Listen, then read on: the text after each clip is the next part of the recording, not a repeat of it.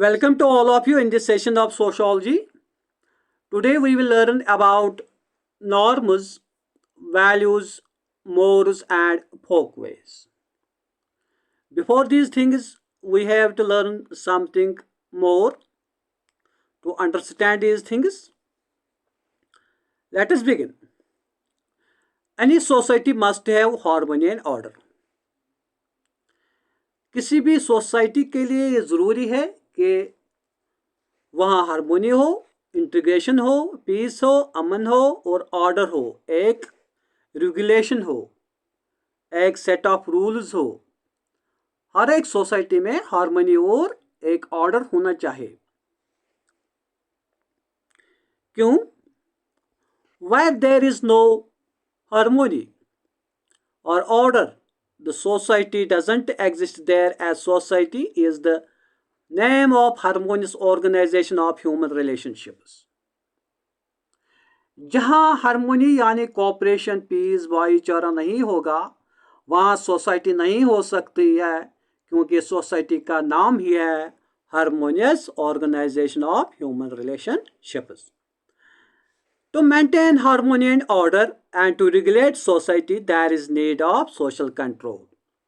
एक सोसाइटी में हारमोनी और ऑर्डर को मेंटेन करना और सोसाइटी को रेगुलेट करना, सोशल कंट्रोल की जरूरत होती है हर एक सोसाइटी को। देखते हैं ये सोशल कंट्रोल क्या है। The sum of those methods by which a society tries to influence human behavior to maintain a given order. किसने कहा? मनहेम ने कहा। मनहेम के मुताबिक सोशल कंट्रोल हम उन तरीकों को कहेंगे जिनसे ह्यूमन बिहेवियर सोशल ऑर्डर के मुताबिक बिहेव करे। ये किसने कहा? मनहेम ने। देखते हैं सोशल कंट्रोल के एजेंसीज, सोशल कंट्रोल के मीनिंग्स क्या क्या हैं। Education, law, Folkways, morals, norms, values. आपके सिलेबस में आपको पढ़ना है Folkways, morals, norms and values. Let us discuss these things one by one. Norms. Norms are set of standards that regulate the relationships and mood of behavior. Set of standards. Norms are set of standards that regulate the relationships and mood of behavior of individuals. These standards of group behavior are called social norms. These standards are called social norms. It can be said that norms or standards, these standards are accepted by the society. The standards which are accepted by the society are known as social norms. Norms जो होते हैं, these are actually set of standards or we can say set of guidelines जो relationships between the individuals और लोगों के mood को regulate या control करे। हम ये भी कह सकते हैं कि नॉर्म्स क्या हैं? वो स्टैंडर्ड्स हैं जो सोसाइटी एक्सेप्ट करे या अप्रूव करे। जिन स्टैंडर्ड्स को सोसाइटी एक्सेप्ट नहीं करेगी वो नॉर्म्स नहीं हो सकते हैं। The norms are the blueprints for behavior, setting limits within which individuals may seek alternate ways to achieve their goals. Norms individuals के बिहेवियर को लिमिट में रखकर उनको सोसाइटी के ऑर्डर और हार्मनी के मुताबिक एक इंडिविजुअल के गोल्स को एक्सेप्ट करते हैं। These are blueprints for behavior. Norms are blueprints for behavior and they set limits within which the individuals may seek alternate ways to achieve their goals. The rules that guide behavior in everyday situations and are derived from the values. These are rules, norms are rules, they guide our behavior in everyday situation and these are derived from the values. Importance of norms. Norms are considered as the important means of social control. These are important means of social control. इनसे social control किया जाता है। एक society में order maintain किया जाता है, एक सोसाइटी में हार्मोनी मेंटेन की जाती है। किनके जरिए? नॉर्म्स के जरिए। They are considered as the important means of social control. Norms को सोशल कंट्रोल के लिए अहम जरिए माना जाता है। Norms contain standards of behavior which provide order to social relationships. Norms contain standards of behavior which provide order to social relation. किसी भी सोसाइटी में सोशल रिलेशन को ऑर्डर के मुताबिक बनाने के लिए नॉर्म्स उस सोशल रिलेशन के लिए एक गाइडलाइन सेट करते हैं। किसी भी सोशल रिलेशन को बनाने के लिए नॉर्म्स एक गाइडलाइन सेट करते हैं। उसी गाइडलाइन के हिसाब से रिलेशनशिप्स बन जाते हैं। तो हम उन रिलेशनशिप्स को कहते हैं नॉर्मेटिव रिलेशनशिप्स। क्या कहते हैं? Normative relationships. It provide cohesion in society through normatively regulated social system. Norms society में इंटीग्रेशन, कोहेशन का मतलब क्या है? इंटीग्रेशन का काम करते हैं। सोसाइटी के डिफरेंट सेक्शंस मुख्तलिफ लोगों को एक ही गाइडलाइन के मुताबिक काम करने को इजाजत देते हैं, जिससे सोसाइटी में यूनिटी पैदा हो जाती है। It develop attitude among individuals.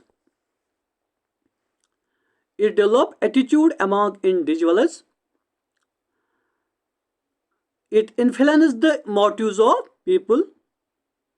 It determines and guides the intuitive judgment of self and of others. It develops attitude among individuals. Norms से लोगों में एक फीलिंग पैदा हो जाती है कि क्या सही है और क्या गलत है। हम एक स्ट्रॉन्ग सोसाइटी कैसे बना सकते हैं, और अगर हम नॉर्म्स के मुताबिक काम नहीं करेंगे तो अंजाम क्या होगा। It influence the motives of people. एक सोसाइटी में मुख्तलिफ किस्म के लोग रहते हैं और हर एक को अपना अपना मोटिव होता है। वो सोसाइटी के लिए ठीक भी हो सकता है और गलत भी। लेकिन नॉर्म से एक इंडिविजुअल के मोटिव चेंज होकर सोसाइटी के मोटिव्स बन सकते हैं।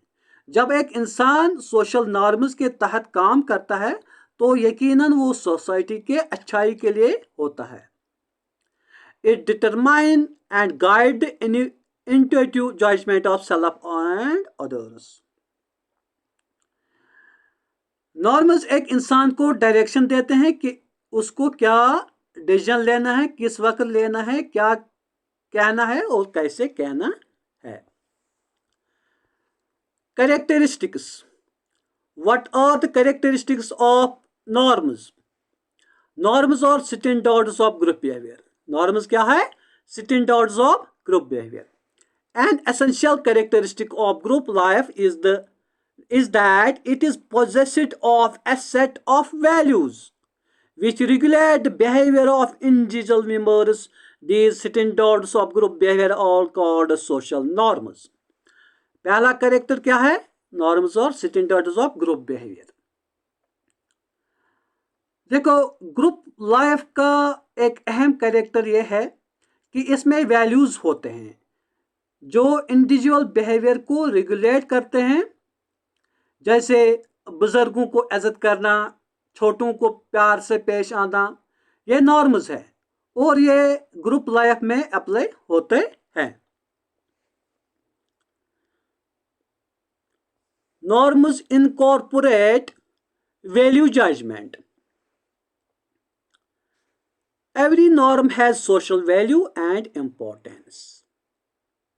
हर एक नॉर्म को अपना एक वैल्यू होता है, जैसे उस्ताद को इज्जत करना, क्योंकि उस्ताद को वैल्यू है। और जब हम अपने उस्ताद को इज्जत करते हैं उसको वो वैल्यू मिलता है। Norms are related to factual world. Norms in order to be effective must represent correctly the relation between the real events. They must take into account factual situation. हर एक नॉर्म को एक अलग फंक्शन होती है, एक अलग काम होता है। हर एक नॉर्म को एक सही वक्त होता है, किसी टाइम पर हैंडशेक करना या किसी टाइम पर नहीं करना, किस टाइम पर सलाम करना, किस टाइम पर नहीं करना। That is, norms are related to factual world. These represent factual things. Norms are both generalized and generalizable. What does it mean? Norms may refer to all human beings at all times and in all places, or they may refer to specific category of persons in specific time of situations. Norms हर एक इंसान के लिए हर एक वक्त पर हर एक जगह हो सकते हैं, और नॉर्म्स किसी खास किस्म के लोगों के लिए किसी खास टाइम पर अप्लाई हो सकते हैं। Norms are learned. Norms are learned. Norms are learned by social intercourse with others. Social intercourse होता है socialization. Then norms are shared by two or more individuals. हम नॉर्म्स सोशल इंटरेक्शन या socialisation के जरिए सीखते हैं। नॉर्म्स दो या दो से ज्यादा इंसानों के दरमियान अप्लाई होते हैं। नॉर्म्स में arise to any aspect of human activity. There are norms for perceiving, feeling, thinking, judging, evaluating and acting. इंसान के हर एक एक्टिविटी के लिए अलग अलग नॉर्म्स है। देखने के लिए, खाने के लिए, पीने के लिए, बात करने के लिए, किसी चीज़ को जज करने के लिए, हर एक एक्टिविटी के लिए अलग अलग नॉर्म्स हैं। Norms are diverse. Norms are diverse not only in their objectives but in respect to their important properties in different societies and different historical periods. Norms एक जैसे नहीं होते हैं। हर एक सोसाइटी में अलग अलग नॉर्म्स होते हैं, और हर एक सोसाइटी में उसकी हिस्ट्री के साथ उसके नॉर्म्स भी चेंज होते गए। हर एक दौर में हर एक नॉर्म की एक अलग इंपॉर्टेंस थी और होती है। Types of norms. पहला जो टाइप है टेक्निकल नॉर्म्स। क्या होते हैं technical norms? They have to do with effective means for attainment of specific goals. To attainment of specific goals. Technical norms specific goals को अचीव करने के लिए अप्लाई होते हैं। स्पेसिफिक गोल्स को जो नॉर्म्स अप्लाई होते हैं उनको हम कहते हैं technical norms. hedonic norms. Hedonic norms. When the satisfaction of an individual desire for pleasure and affection is the goal, we may call such norms as hedonic norms. क्या होता है goal? Desire for pleasure and affection. जब ये गोल होता है और जो इस जगह पर इस सिचुएशन में नॉर्म्स अप्लाई होते हैं उन नॉर्म्स को हम हेडोनिक नॉर्म्स कहते हैं। जब एक इंडिविजुअल के नॉर्म्स का मकसद प्लेजर और अफेक्शन होता है उन नॉर्म्स को हम हेडोनिक नॉर्म्स कहते हैं। जैसे किसी को हग करना, ये नॉर्म है। हग का मकसद क्या होता है? अफेक्शन एक्सप्रेस करना। Personality integrative norms, when the individual must choose between different personal purposes and satisfactions, his choices may be guided by personality integrative norms. जब एक इंडिविजुअल डिफरेंट पर्सनैलिटीज के नॉर्म्स को जब एक इंडिविजुअल डिफरेंट पर्सनैलिटीज के norms को copy करता है, इन नॉर्म्स को अपने अंदर इंटीग्रेट करता है, हम उन नॉर्म्स को पर्सनैलिटी इंटीग्रेटिव नॉर्म्स कहते हैं। जैसे किसी खास शख्स के आदत को कॉपी करके अपने अंदर डालना, वो एक्चुअली क्या करता है? उस पर्सन के कुछ खास खासियत आदत को अपने अंदर कॉपी करता है, अपने में कॉपी करता है। तो जिन नॉर्म से वो कॉपी करता है और उसके बाद बिहेव करता है, जिस तरह वो बिहेव करता है, तो उन नॉर्म्स को हम पर्सनैलिटी इंटीग्रेटिव नॉर्म्स कहते हैं। Institutional norms, in any group or society, there are certain norms that are widely known and accepted, supported by legitimate authority and incorporated into the individual's social conscience early in life. क्या होते हैं institutional norms? Institutional norms, हर एक society में कुछ ऐसे norms होते हैं जो हर एक इंसान को बचपन से ही सिखाए जाते हैं, क्योंकि उसकी सोशलाइजेशन के लिए वो ज़रूरी होते हैं। और जो स्टेट इंस्टीट्यूशंस होते हैं जैसे कोर्ट वगैरह, वो उनको एक्सेप्ट करते हैं। जैसे चोरी नहीं करना, हमेशा सच बोलना, हेल्पफुल बनना, ये क्या है? Institutional norms. जब इन तरीकों पर कोई काम करता है, इन चीज़ों को कोई काम करता है, उन नॉर्म्स को हम कहते हैं institutional norms. Folkways. Folkways are norms that are looked on by members of society as not being extremely important and that may be violated without severe punishment. Folkways क्या है? These are sorts of norms. These are norms. ये वो norms हैं जो अगर एक individual नहीं apply करेगा, इन पर नहीं चलेगा, काम नहीं करेगा उनके मुताबिक, तो उसको सोसाइटी में सिवियर पुनिशमेंट नहीं मिल सकता है। मसलन अगर कोई धोने के बगैर खाना खाए, उसको सिवियर पुनिशमेंट नहीं मिल सकते। हाँ, धोना क्या है? नॉर्म है, मगर कौन सा नॉर्म है? फोकवे है। Mores are norms that are looked on by members of society as being extremely important and violation of such which results in severe punishment. Mores के opposite हैं folkways और folkways के opposite हैं mores. क्या है mores? देखो, ये वो norms हैं जिनका वायलेशन सोसाइटी इजाज़त नहीं देती है और उनकी वायलेशन पर severe punishment मिल सकती है। इस तरह हम कह सकते हैं कि नॉर्म से सोसाइटी के मुताबिक इसके मेंबर्स में बिहेवियर सेट हो जाता है। So the norms denote the expected behaviour.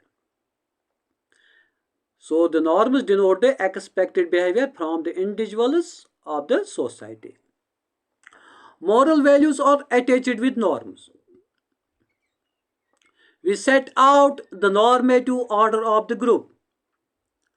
हर एक नॉर्म के साथ एक सोशल वैल्यू होता है जिनसे सोसाइटी में एक ऑर्डर और बैलेंस पैदा हो जाती है और सोसाइटी अच्छी तरह रेगुलेट हुआ करती है। So norms are important as standards of behavior which give order to social relations. हम इस तरह ये कह सकते हैं कि नॉर्म्स से सोशल रिलेशंस एक ऑर्डर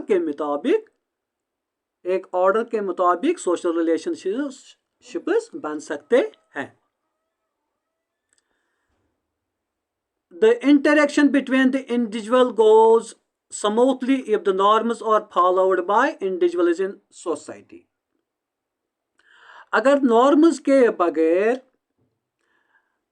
देखो, the interaction between the individual goes smoothly if the norms are followed by individuals in society. अगर नॉर्म्स के तहत सोसाइटी में कोई भी काम किया जाए तो उस सोसाइटी में कोई भी कन्फ्लिक्ट पैदा नहीं होगा, क्योंकि social norms are accepted by the society. जो चीज़ सोसाइटी एक्सेप्ट करती है वो फिर कन्फ्लिक्ट की बुनियाद नहीं बन सकती, उससे कन्फ्लिक्ट नहीं हो सकता है। नो ग्रुप और society exists without norms. Norms के बगैर कोई भी ग्रुप या सोसाइटी एग्जिस्ट नहीं होती है। क्यों? नॉर्म्स से ही कोई भी ग्रुप या सोसाइटी कोई भी काम कर सकती है। Conformity of norms. Norms are not formed by all groups in relation to every kind behavior and every possible situation. Norms are not formed by all groups in relation to every kind behavior, every kind of behavior and every possible situation. Norms हर एक group एक जैसे apply नहीं करते हैं। हर एक group पर हर एक action और एक्टिविटी अलग अलग नॉर्म्स अप्लाई करके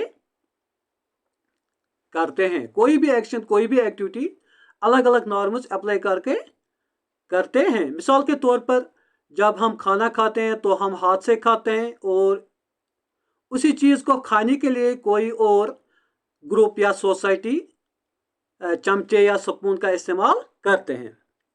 दे are formed in matters of consequence to a particular group. Matters of consequence का मतलब है इंपॉर्टेंट इवेंट्स। नॉर्म्स कब पैदा होते हैं? They are formed in matters of consequence to a particular group. कब नॉर्म्स पैदा होते हैं? जब किसी ग्रुप में कुछ खास या इम्पोर्टेंट इवेंट्स या एक्शंस होते हैं तो वहाँ अगर नए कुछ एक्सप्रेशंस, एटीट्यूड्स वगैरह से लोग इम्प्रेस हो जाते हैं या उससे बेस्ट रिजल्ट निकलता है तो वो एक्सप्रेशंस या एटीट्यूड्स आहिस्ता आहिस्ता नॉर्म्स बन जाते हैं। Likewise, the scope of behavior regulated by norms varies considerably in different groups. इस तरह हर एक ग्रुप या सोसाइटी में एक जैसे नॉर्म्स एक जैसे काम नहीं करते हैं।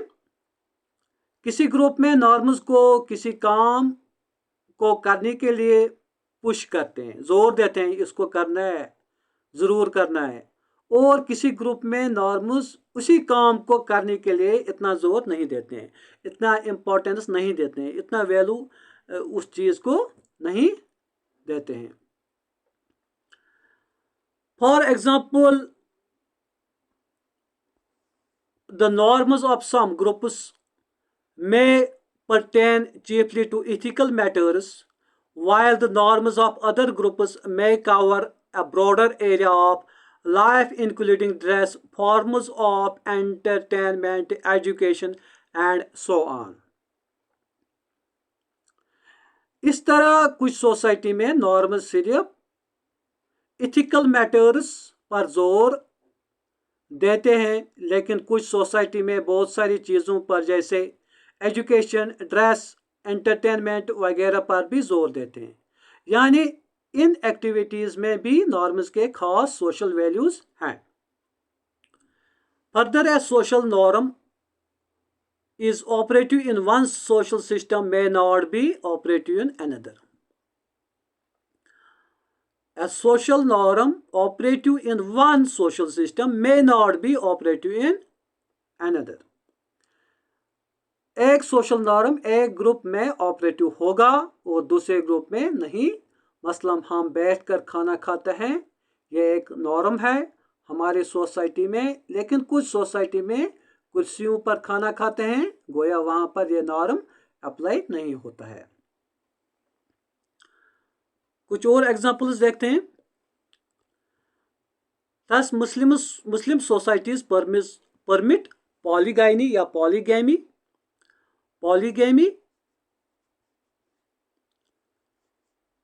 and but Christians does not. Muslim polygamy को अलाउ करते हैं, क्रिश्चियंस नहीं। Likewise, norms do not apply equally to all members of society or to all situations. इस तरह नॉर्म सोसाइटी के हर एक मेंबर के लिए इक्वली अप्लाई नहीं हो सकता है। जैसे छोटों को बड़ों को सलाम करना, ये बहुत सारी सोसाइटीज़ में नॉर्म है, लेकिन बड़ों को छोटों को सलाम करना ज़रूरी नहीं समझा जाता है। They adjusted to the position people hold, and the society and to the occupations they practice. कोई लोगों के सोशल पोजीशन के मुताबिक उनको नॉर्म्स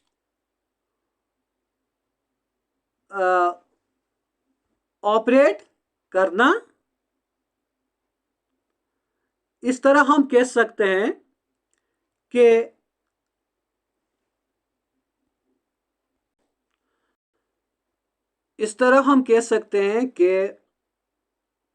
औरत के लिए अच्छा क्या है वो मर्द के लिए अच्छा नहीं हो सकता है, और एक डॉक्टर के लिए अच्छा क्या है वो एक टीचर के लिए या किसी और के लिए अच्छा नहीं हो सकता है।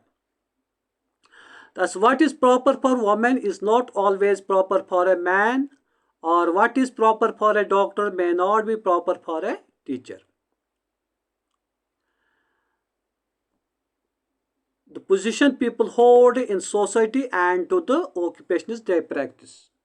लोगों के सोशल पोजीशंस के मुताबिक उनको नॉर्म्स ऑपरेट करना होता है। Thus, conformity to norms is always qualified in view of socially defined situations in which they apply. Socially defined situations in which they apply. तो हम कह सकते हैं कि सोशल नॉर्म्स तब एक सोसाइटी में ऑपरेट होते हैं जब उनके मुताबिक सोशली डिफाइंड सिचुएशंस पैदा हो जाते हैं, यानी जब ऐसा माहौल बन जाता है। A norm by definition implies a sense of obligation, a sense of duty.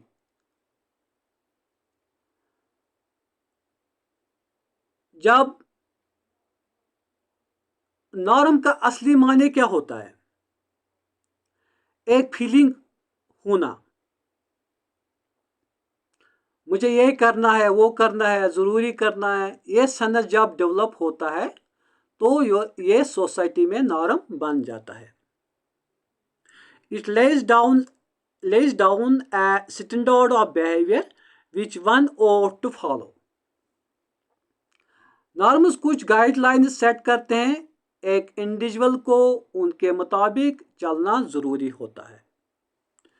Many of the problems of personality as well as society are mostly the problems of non-conformity to norms. ज़्यादातर जो problems society में create हो जाते हैं वो किससे होते हैं? नॉन कन्फॉर्मिटी ऑफ नॉर्म्स से। नॉन कन्फॉर्मिटी यानी सोसाइटी के लोग नॉर्म्स के मुताबिक काम नहीं करते हैं। सोसाइटी के नॉर्म्स के मुताबिक जब एक इंसान नहीं चलता है तो उसकी पर्सनालिटी पर असर पड़ता है और सोसाइटी में प्रॉब्लम्स क्रिएट हो जाते हैं। जब एक टीचर या डॉक्टर बच्चों में या हॉस्पिटल में स्मोकिंग करेगा तो सोसाइटी में उसका वो इज्जत नहीं रहेगा। The violators of norms suffer the following kinds of sanctions.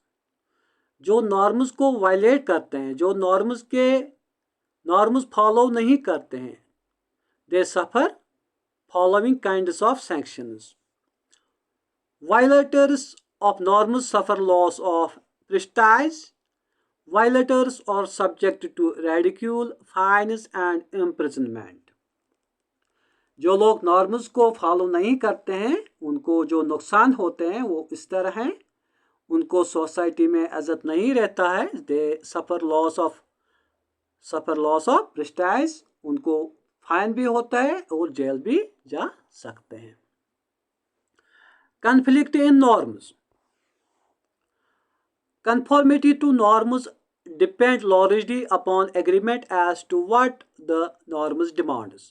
Without this agreement, there would be a wide range of behavior. किसी नॉर्म को ऑपरेट करना या अप्लाई करना ये इस बात पर डिपेंड होता है कि इस नॉर्म की डिमांड क्या है, इस नॉर्म की वैल्यू क्या है, कितना इम्पॉर्टेंट है. जितना इम्पॉर्टेंट होगा, जितना एक नॉर्म का वैल्यू होगा वो इतना फॉलो किया जाएगा. अगर नॉर्म के वैल्यूज़ या इम्पोर्टेंस के बारे में पता नहीं होगा तो सोसाइटी के लोग उस नॉर्म को अगेंस्ट डिफरेंट तरह से ऑपरेट करेंगे, डिफरेंट तरह से फॉलो करेंगे. कुछ काम करेंगे, कुछ ज़्यादा करेंगे, कोई इग्नोर करेगा. मसलन जो ट्रैफिक रूल्स की जितनी इम्पोर्टेंस जानता होगा, इन रूल्स को इतनी ही फॉलो करेगा. नॉर्म्स क्या डिमांड करते हैं? Now, as already seen, norms are agreed upon standards of behavior. देखो नॉर्म्स क्या डिमांड करते हैं? Standards of behaviour, a specific behavior which is accepted by society. Without such agreement, norm, as already seen, norms are agreed by society upon standards of behavior. Without such agreement, norms have a weaker force. अगर ये demand या agreement नज़र नहीं आ जाएगा society में तो norms कुछ खास असर नहीं डालते हैं किन पर? इंडिविजुअल्स पर. इंडिविजुअल्स उनको फॉलो नहीं करते हैं, they follow them weekly. Further, we have seen that all norms differ from society to society and from group to group in the same society. हम जानते हैं सब नॉर्म्स हर एक सोसाइटी में या ग्रुप जैसे एक जैसे नहीं होते हैं. It is obvious that norms do not apply equally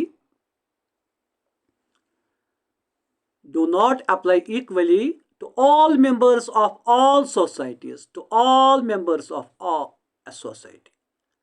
It is obvious that norms do not apply equally to all members of all societies or to all members of a society. Self understood है ये तो clear है. Norms society के हर एक member पर equally apply नहीं होते हैं. They get apply according to their social position. They are adjusted to the needs of society and to the positions people hold in particular social orders or to the occupations they practice, etc. जब ये operate कैसे होते हैं? देखो ये operate होते हैं society के नीड्स के हिसाब से. और जो लोग सोशल पोजीशंस रखते हैं, कोई किसी के पास हाई सोशल पोजीशन होती है, किसी के पास लो सोशल पोजीशन होती है, उसके हिसाब से अप्लाई होते हैं. और कौन क्या काम करता है इसके हिसाब से भी. Since there are different norms or different groups, a conflict among them is inevitable. जब डिफरेंट ग्रुप्स के लिए डिफरेंट नॉर्म्स होते हैं तो वहाँ उनके नॉर्म्स में कन्फ्लिक्ट पैदा हो जाता है. मसलन एक मुस्लिम सेक्ट कहता है इस तरह इबादत करो और दूसरा कहता है इस तरह इबादत करो, तो जो आम एक इंसान होता है उसके नॉर्म्स में कन्फ्लिक्ट पैदा हो जाता है, वो किसको सपोर्ट करें, वो किसको फॉलो करें, वो किन किन नॉर्म्स को फॉलो करें। While norms set limits to individual behavior, variation in conformity is often permitted and exceptions also are provided for. Exceptions also are provided for. हर एक सोसाइटी में जब नॉर्म्स ऑपरेट हो जाते हैं तो हर एक मेंबर इक्वली उन नॉर्म्स के ओबे नहीं होता है, वेरिएशन पैदा हो जाती है और अक्सर तौर पर उसको इजाज़त है कि कौन किस तरह नॉर्म्स को ऑपरेट करे, मसलन कौन किस तरह सलाम करे। सो it sets limits to individual behavior. Variation in conformity is often permitted. Variation in conformity is often permitted. कौन किस तरह सलाम करे, कौन किस तरह खाना खाए, and exceptions also are provided for. Exceptions also are provided for. Now, some norms are more specifically stated than others. कुछ नॉर्म्स खास टाइम और खास जगहों और खास इंसानों के लिए होते हैं और कुछ जनरल के लिए। Some have wide range of application than others. कुछ नॉर्म्स बहुत सारी इवेंट्स, बहुत सारी जगहों पर ऑपरेट होते हैं, कुछ तो कम और स्पेसिफिक पर्पस के लिए इस्तेमाल होते हैं। Some permit individual interpretation to a greater extent than others. कुछ नॉर्म्स ज़्यादा माने रखते हैं, ज़्यादा वैल्यू रखते हैं, कुछ कम। कुछ के माने और स्कोप किसी ग्रुप या सोसाइटी में ज़्यादा होता है और कुछ के कम वैल्यू, मीनिंग और स्कोप होता है। Reasons why norms are not followed without deviation. Reasons why norms are not followed without deviation. क्या reasons है? Why there is always deviation in following norms in any society. Some norms are perceived less important than others, and so the less important ones are violated when one has to make a choice between two norms. कुछ norms के कम value होता है, यानी society में उनकी importance कम होती है, कुछ के ज़्यादा, और जिन नॉर्म्स की इम्पोर्टेंस कम होती है या वैल्यू कम होती है और या जिनकी ज़्यादा होती है वो ज़्यादा फॉलो किए जाते हैं, जिनकी कम होती है वो कम फॉलो किए जाते हैं।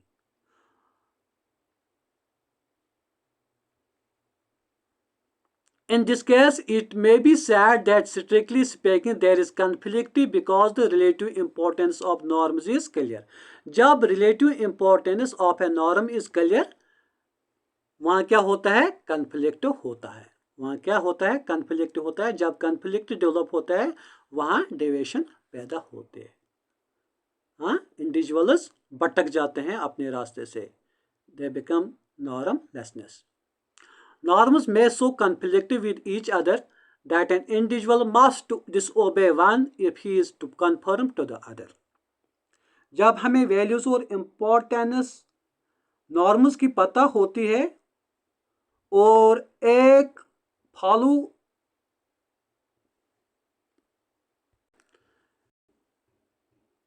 को फॉलो करते हैं और दूसरे को नहीं, तो यकीनन उनमें कन्फ्लिक्ट पैदा हो जाता है।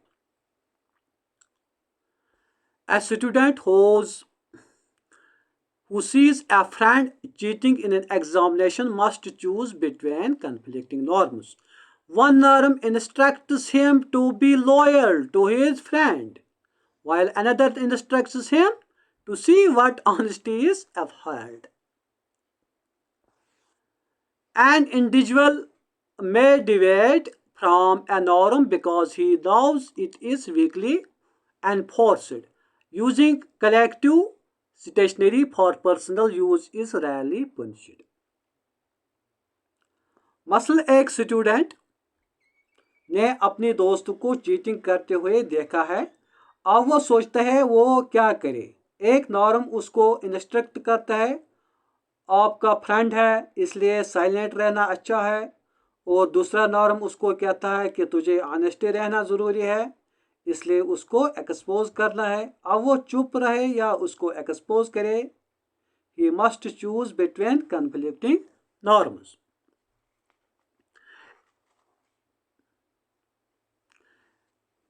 An individual may deviate from a norm because he knows it is weakly enforced. Using college stationery for personal use is rarely punished. एक इंडिविजुअल एक नॉर्म को छोड़ता है जब उसको पता चलता है उस पर ज़्यादा जोर नहीं है, यानी उसके नॉन कन्फर्मेशन पर उसको नुकसान नहीं होगा।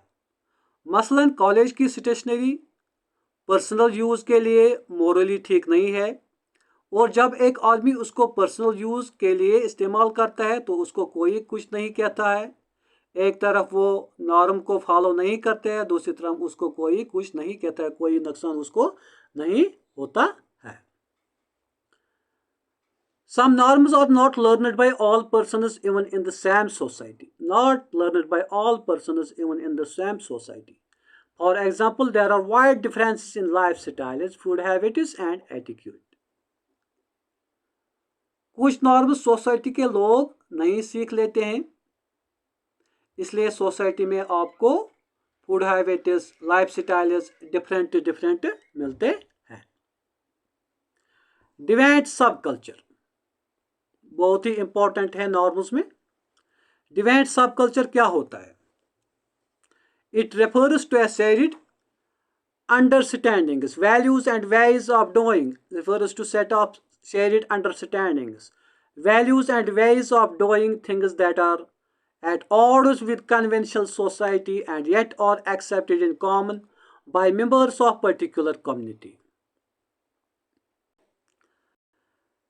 कुछ लोग सोसाइटी में अलग से होते हैं, उनका ग्रुप अलग सा होता है, उनकी understandings, values, ways of life man society से अलग होते हैं, इसलिए मैन सोसाइटी उनको एक्सेप्ट नहीं करती। लेकिन सोसाइटी में कुछ स्मॉल ग्रुप्स, कुछ लोग उनको एक्सेप्ट करते हैं, इसलिए वो मैन सोसाइटी के लिए डिवाइड होते हैं, और इनका कल्चर मैन सोसाइटी के लिए सब कल्चर बन जाता है, होता है, इसलिए उसको डिवाइड सब कल्चर कहते हैं। It is the group, not the individual, that is deviant from the conventional norms of society. सिर्फ एक इंडिविजुअल डिवाइड सब कल्चर नहीं बना सकता। डिवाइड सब कल्चर में एक इंडिविजुअल ही नहीं हो सकता है, मतलब एक single individual, it is a group. Divide subculture में ग्रुप होता है, ये ग्रुप का कल्चर होता है, and they are against ideology of main group, main society. ये एक इंडिविजुअल डिवाइड नहीं हो सकता है, बल्कि एक ग्रुप हो सकता है एक सोसाइटी में, एंड दे फॉर्म डिवाइड सब कल्चर। देखो, a criminal gang has a divide सब कल्चर। जब एक सोसाइटी में एक ग्रुप होता है, वो क्रिमिनल गैंग बन जाता है, उनका प्रोफेशन क्राइम्स बन जाता है, क्राइम करना बन जाता है, तो वो जो उनका कल्चर डेवलप होता है वहाँ पर, उसको हम डिवाइड सब कल्चर कहते हैं। चोरों या किसी क्रिमिनल गैंग का जो कल्चर होता है उसको हम डिवाइड सब कल्चर कहते हैं।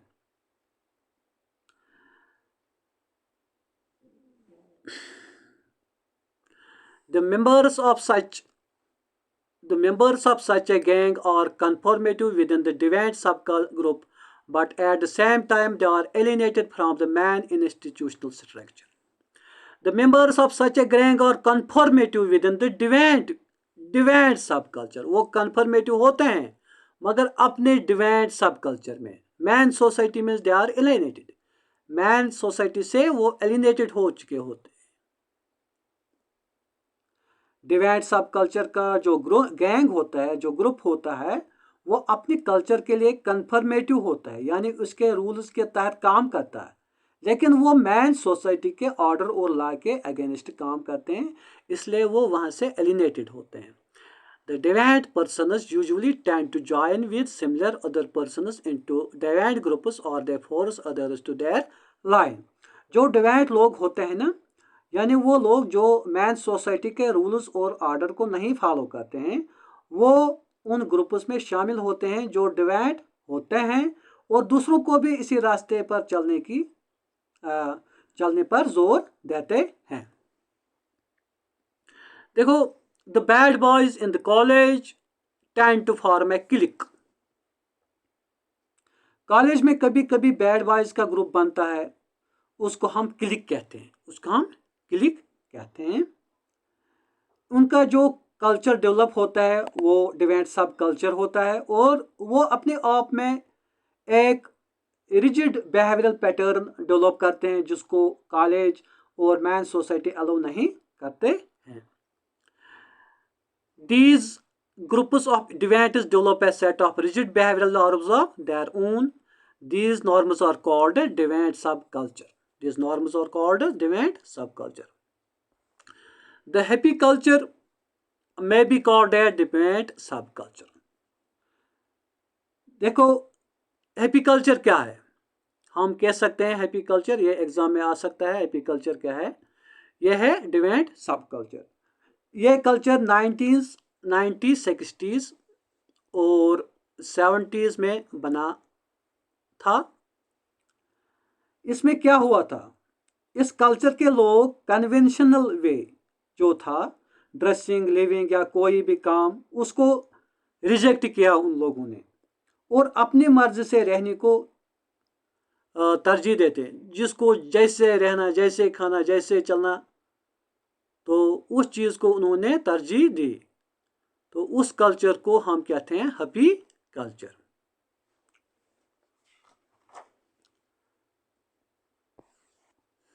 Causes of deviant behaviour. Deviant behaviour के कॉजेज क्या है? क्यों कोई डिवाइंट बिहेवियर क्यों कोई डिवाइंट बन जाता है? डिवाइंट behaviour may be caused due to inability or failure to conform. Deviant behavior may be caused due to inability or failure to conform. Deviant behavior तब पैदा होता है जब लोग नॉर्म्स को कन्फर्म नहीं कर सकते हैं ड्यू टू मेंटल और फिजिकल इनएबिलिटी, या वो नॉर्म्स को कन्फर्म करने की कोशिश करते हैं लेकिन वो इसमें कामयाब नहीं होते हैं due to less socialization. The inability to conform may be the result of mental or physical defect. या तो मेंटल डिफेक्ट हो सकता है या तो फिजिकल डिफेक्ट हो सकता है। इन दो डिफेक्ट से वो नॉर्म्स को कंफर्म नहीं कर सकते हैं। On account of mental defect, the individual has limited capacity to learn. किसी इंसान में जो इनएबिलिटी हो सकती है वो तो फिजिकल हो सकती है या मेंटल हो सकती है। अगर किसी इंसान को मेंटल इनएबिलिटी होती है तो वो इसलिए नॉर्म्स को फॉलो नहीं करता है क्योंकि उसको वो मेंटल कैपेसिटी नहीं होती है। On account of mental illness, a person is unable to pursue and respond to realities in an orderly and rational manner. जब किसी इंसान को दिमागी कमजोरी होती है, वो नॉर्म्स को अच्छी तरह समझ नहीं कर पाता है, इसलिए वो डिवाइंट बन जाता है।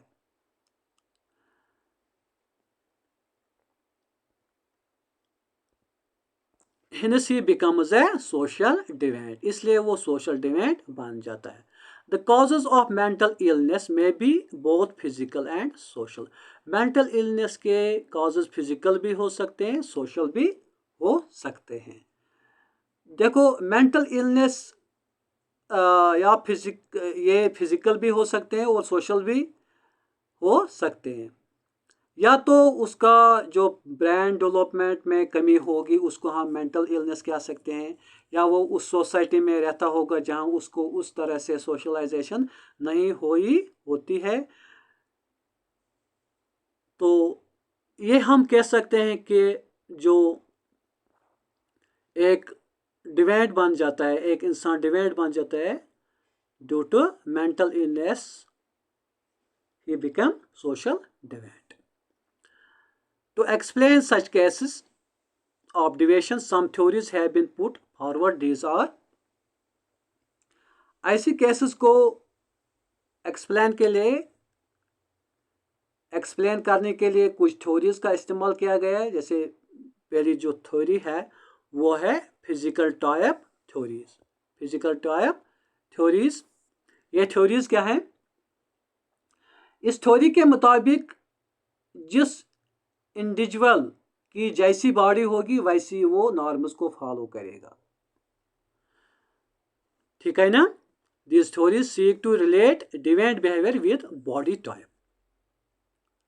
क्या कहती है ये थ्योरी? कि जिस इंडिविजुअल की जैसी बॉडी होगी वैसी वो नॉर्म्स को फॉलो करेगा। Lombroso was of the view that certain body types are more given to deviant behavior than others. Lombroso का मानना है कुछ बॉडी टाइप्स ज़्यादा डिवेंट होते हैं और कुछ कम। However, the physical type theories are no longer accepted. लेकिन इस थ्योरी को रिजेक्ट किया गया। क्यों? और ये माना गया कि डिवेंट को बॉडी टाइप से कुछ कनेक्शन नहीं है, क्योंकि कोई मोटा हो कोई लंबा हो, इन चीज़ों को डिवेंट बिहेवियर से कोई ताल्लुक नहीं हो सकता है। ये थे physical types theories. Psycho analytic theories, these theories attribute deviant behavior to the conflicts in human personality. Psychoanalytic theories क्या कहते हैं? Individuals are deviant because there is conflict in their personalities. In theories के मुताबिक जब एक इंसान में norms को फॉलो करने में कन्फ्लिक्ट पैदा होता है तो वो डिवेंट बन जाता है, तो उसका बिहेवियर जो होता है वो डिवेंट बन जाता है। Freud was a leading psychoanalyst. जिसने सबसे पहले इस थ्योरी को सपोर्ट किया वो कौन था? Freud. He gave the concepts of ID, ego and super ego. ये concepts किसने दिए? EID, ego and super ego, Freud ने।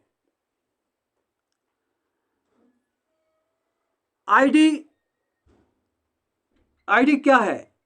ये कॉन्शियस सिचुएशन है, मतलब आई वॉन्ट इट नाउ। इसका रिजल्ट क्या होगा, नेगेटिव होगा पॉजिटिव होगा वो पता नहीं है, but I need it now, I want it now. Ego क्या है? I need to do a bit of planning to get it. मुझे पहले सोचना चाहिए, मुझे पहले प्लानिंग करनी चाहिए कि ये मैं कैसे करूं ताकि मुझे कोई नुकसान नहीं मिलना चाहिए, होना चाहिए, फायदा ही होना चाहिए। ये ईगो है। सुपर ईगो क्या है? You can't have it, it is not right. मैंने सोच लिया, मैंने प्लानिंग की, मुझे पता चला कि इसको करने से मुझे नुकसान होगा। Deviant behaviour is the result of conflicts between the ID and ego or between the ID and the super ego. दिमाग के तीन सूरतें हैं, ID, ego and super ego.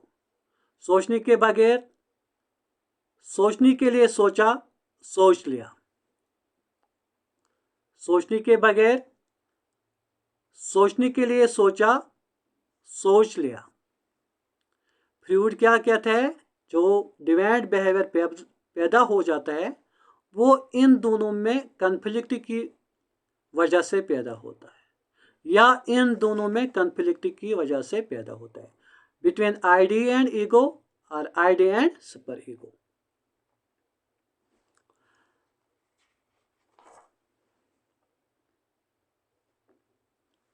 Sometimes cultural frustrates biological drives. Sometimes culture frustrates biological drivers. and impulses leading thereby to deviant behavior. हर एक इंसान को biological need होती है और कभी कभी कई कल्चर उसको पूरा करने की इजाज़त नहीं देते, तो उससे भी डिविएंट बिहेवियर पैदा हो जाता है।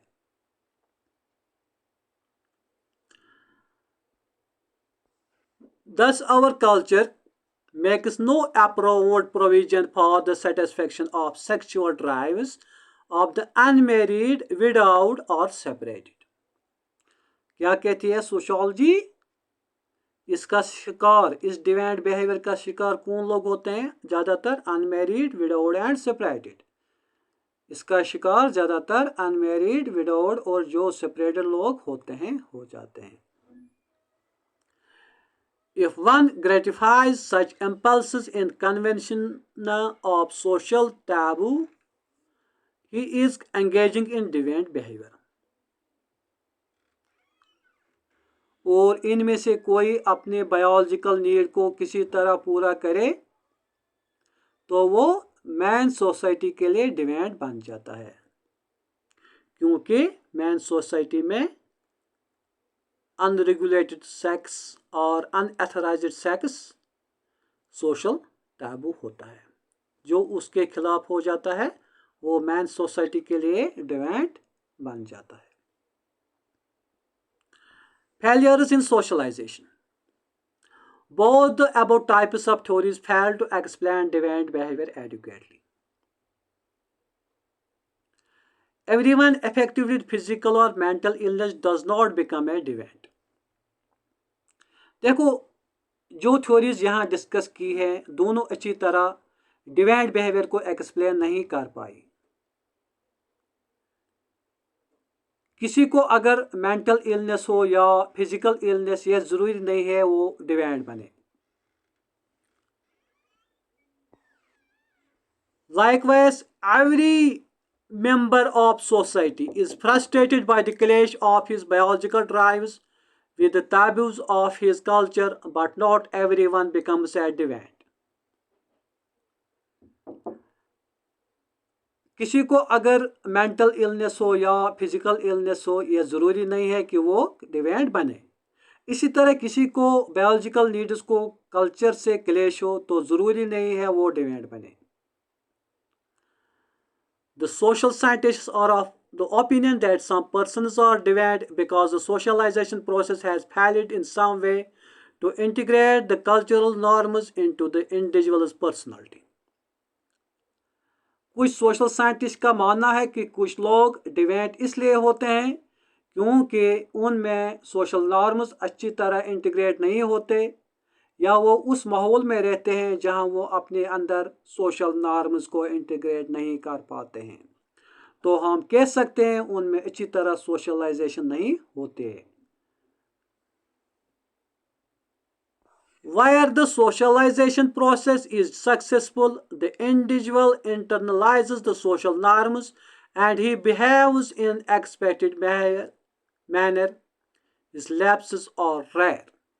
हम जानते हैं फैमिली सोशलाइजेशन का मैन एजेंट है। Family, as we have stated earlier, is the most important agent of socialization. Family socialization का मैन एजेंट है। बिहेवियर नॉर्म्स जो होते हैं वो ज़्यादातर कहाँ सीखे जाते हैं? फैमिली में ही सीख जाते हैं। Behaviour norms are mainly learned in the family. Although it is difficult to prove direct relationship between deviant behavior and family atmosphere, yet a variety of behavior difficulties have been traced to some disturbance in parent-child relationships. यह ज़रूरी नहीं है कि हर एक deviant अपनी family की disturbance से पैदा होता है, लेकिन बहुत सारी ऐसी केसेस को देखने को मिलते हैं जहां फैमिलीज डिस्टर्ब होते हैं, वहां उनके बच्चों का अलग सा रिजिड सा बिहेवियर होता है। Cultural conflicts. The society is an extremely heterogeneous society. हमारी सोसाइटी आमतौर पर heterogeneous होती है। मतलब हमारी सोसाइटीज़ में डिफरेंट किस्म के लोग रहते हैं, मुख्तलिफ काम करते हैं, मुख्तलिफ लाइफ स्टाइल है, मुख्तलिफ तरह से पेश आते हैं। ये जो डिफरेंसेस है लोगों में, ये एक सोसाइटी को हिटेरोजेनियस बना देते हैं। There are many sets of norms and values which compete with one another.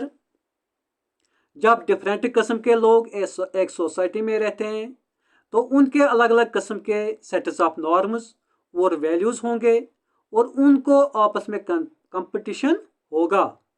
हर एक ग्रुप अपनी वैल्यूज़ को सुपीरियर समझता है and that mindset give rise to conflicts. The family norms may come into conflict with the norms of the trade union. किसी के family norms अलग होंगे और उसका जो ट्रेड होगा उसके जो फैमिली नॉर्म्स से कन्फ्लिक्ट हो सकते हैं उनके। मसलन कोई मुसलमान है और वो शराब का कारोबार करता है तो उसके फैमिली नॉर्म्स उसको वो ट्रेड करने की इजाज़त नहीं देता है और वहाँ कन्फ्लिक्ट पैदा हो जाता है। One religion teaches one thing, another teaches different thing. एक रिलीजन कुछ और कहता है और दूसरा कुछ और। The school teaches respect and obedience. The party teaches resistance and revolt.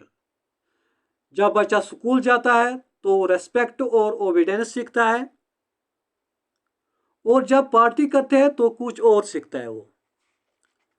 The family teaches God worship. The state teaches secularism.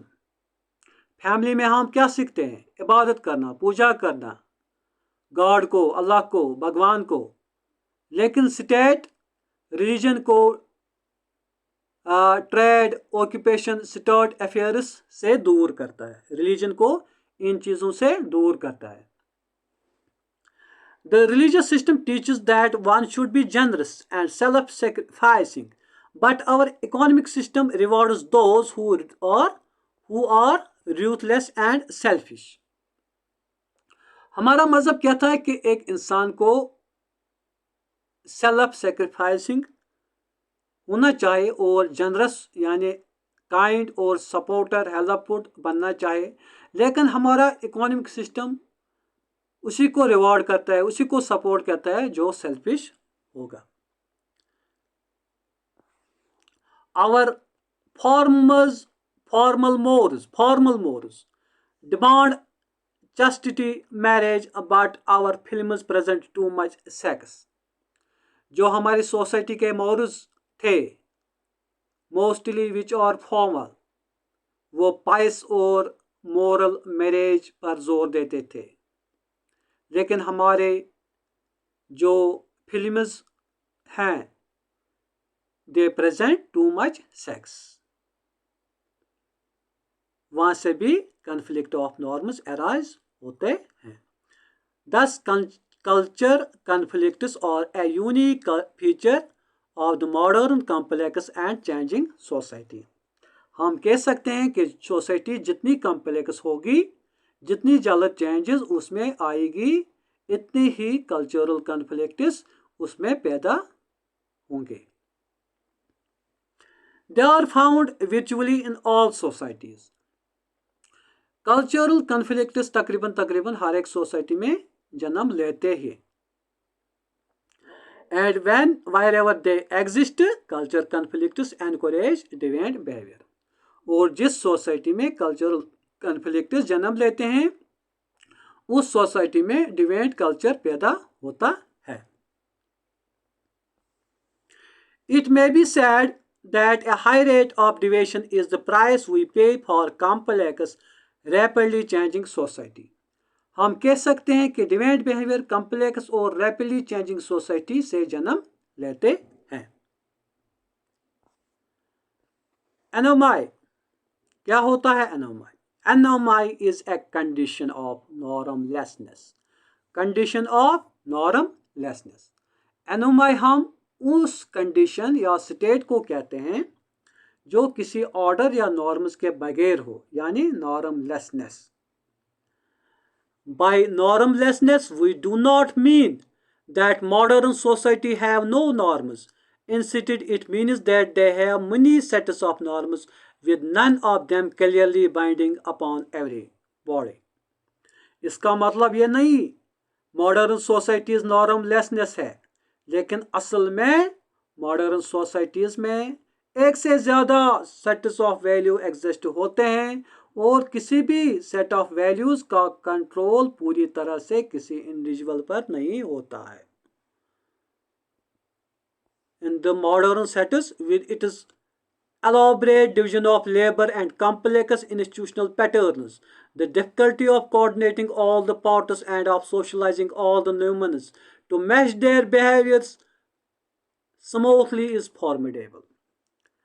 Modern societies में डिफरेंट काइंड्स के ऑक्यूपेशंस है, यानी डिवीजन ऑफ लेबर बहुत कम्प्लेक्स है, बहुत सारे इंस्टीट्यूशंस है, उन सब को एक ही सेट ऑफ वैल्यूज से कोऑर्डिनेट करना नामुमकिन है. डिवीजन ऑफ लेबर ये हमने पढ़ा पिछले लेक्चर्स में, उनको देखना अच्छे से. The individual does not know which norm to follow, whether to form norms of the family of the school. एक स्टूडेंट के फैमिली नॉर्म्स कुछ और हो सकते हैं लेकिन स्कूल के अलग. मसलन फैमिली नॉर्म्स के मुताबिक उसको हेड को कंपलसरी कवर करना है, यानी उसको दुपट्टा लगाना है या कोई कुछ और चीज़ लगाना है, लेकिन सोशल स्कूल नॉर्म्स के मुताबिक उसको कंपलसरी है कि वो हेड को कवर न करे, इसलिए उसको पता नहीं होता है वो क्या करे.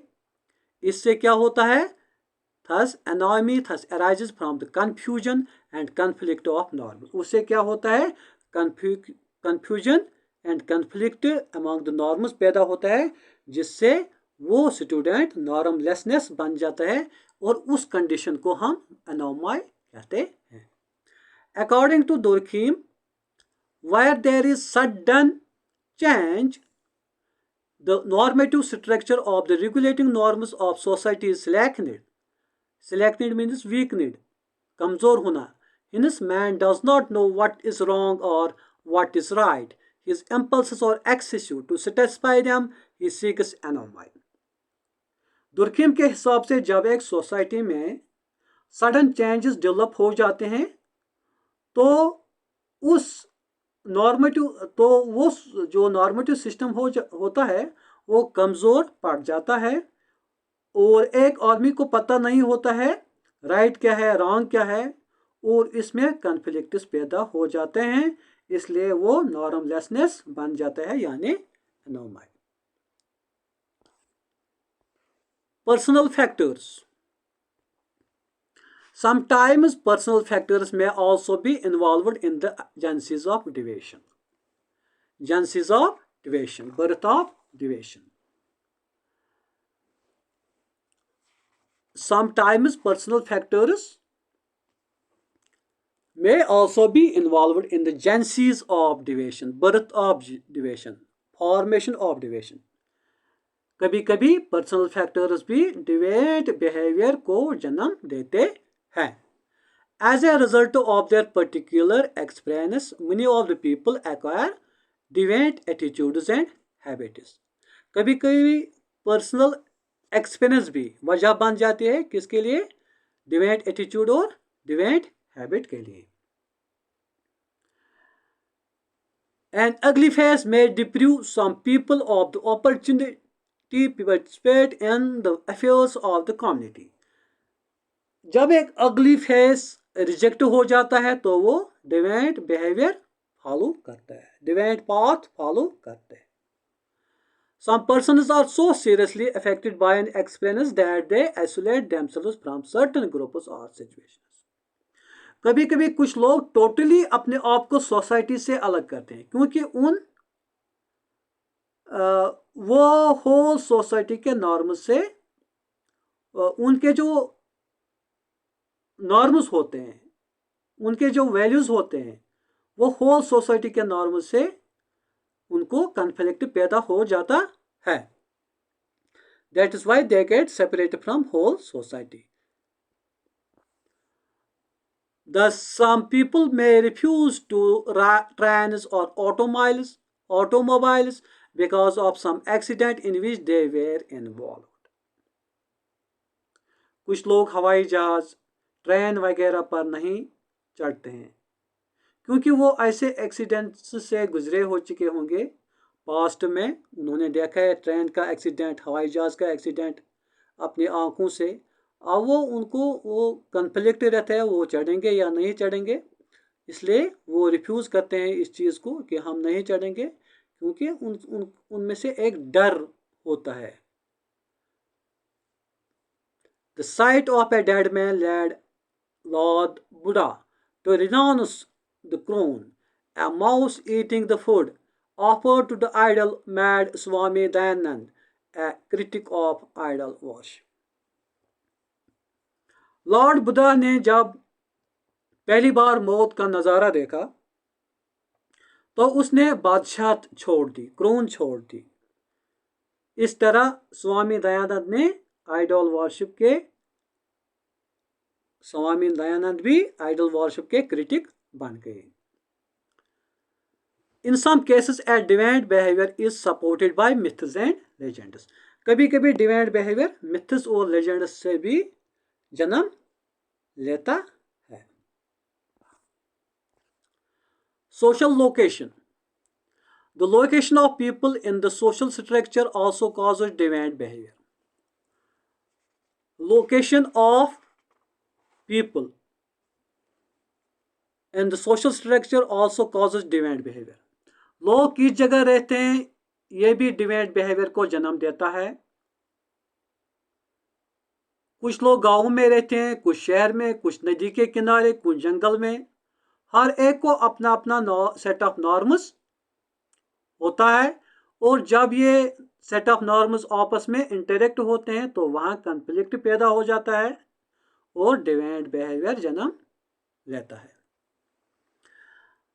The position a person occupies in stratification system, his position in the age and sex structure of the society and his position in the spatial arrangements of the society make a difference in how he behaves.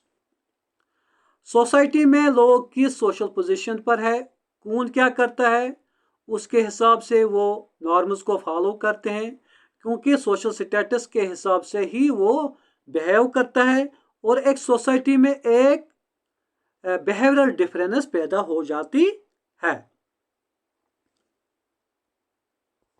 The life chances of people depend on the particular position they occupy in the society. The people who live in slums and are at the bottom of social hierarchy are more induced to certain forms of deviation than the people who form the upper strata of the society. Social position और social status के हिसाब से लोगों के life chances या opportunities बनते हैं। यह देखा गया है जो स्लम्स में रहते हैं, झोपड़ियों में रहते हैं, वो ज़्यादा डिवेंट होते हैं। मसलन वो ज़्यादातर इलीगल कामों में जैसे ड्रग्स वगैरह में शामिल होते हैं कंपेयर टू उन सोसाइटीज़, उन लोगों से जिनका लाइफ स्टाइल्स, ऑक्यूपेशंस ठीक होगा। Sanctions. To enforce norms the society takes recourse to sanctions. Norms को इम्प्लीमेंट करने के लिए, सोसाइटी में लागू करने के लिए सोसाइटी सैंक्शंस को काम में लाती है। Sanctions are thus the means of controlling human behavior. The means of controlling human behavior. इस तरह हम कह सकते हैं कि सैंक्शन से हम ह्यूमन बिहेवियर को कंट्रोल कर सकते हैं। They may take the form of both rewards and punishments. ये इनके जरिए एक इंडिविजुअल को रिवॉर्ड भी मिल सकता है और पनिशमेंट भी मिल सकता है। Generally speaking, sanctions are understood to mean punishments or deprivations, but rightly understood sanctions refer to both rewards, gratifications, and punishments or deprivations.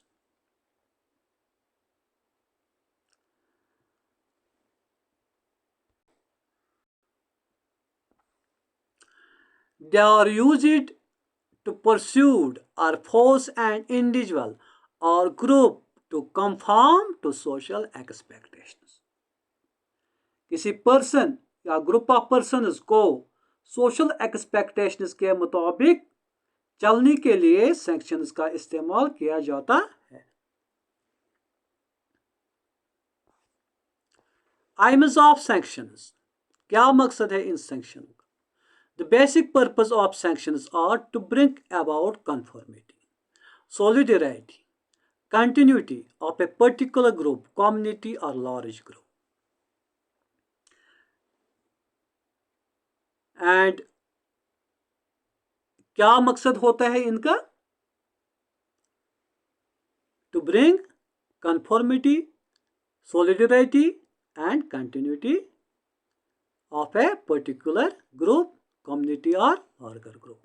Sanctions make possible the prediction of behavior. Sanctions make possible the prediction of behavior. Sanctions से पता चला जाता है कि एक individual कैसा behave करेगा। Sanctions also make possible continuity. Sanctions से ये पॉसिबल बनता है कि किसी चीज़ को हम एक सोसाइटी में कैसे कंटिन्यू कर सकते हैं, लोग उसको कैसे कंटिन्यू फॉलो कर सकते हैं। जब हम रिवॉर्ड्स देते हैं, जहाँ हमको प्रेज करते हैं डिफरेंट तरह से, तो वो उस चीज़ को कंटिन्यू फॉलो करते हैं। Types of sanctions. Sanctions can be positive और नेगेटिव। सैंक्शंस पॉजिटिव भी हो सकते हैं और नेगेटिव भी हो सकते हैं। Positive sanctions are essentially pleasant और rewarding such as praise, flattery, promotions, honours and medals. Positive sanctions क्या है? तब दिए जाते हैं जब एक इंडिविजुअल ग्रुप या लार्जर ग्रुप सोसाइटी के नॉर्म्स के तहत चलता है, तो उनको क्या मिलता है? Praise, flattery means big prize, this is equal to prize, promotions, honors and medals. Negative sanctions are essentially unpleasant. Negative sanctions unpleasant क्यों होता है? क्योंकि they are in form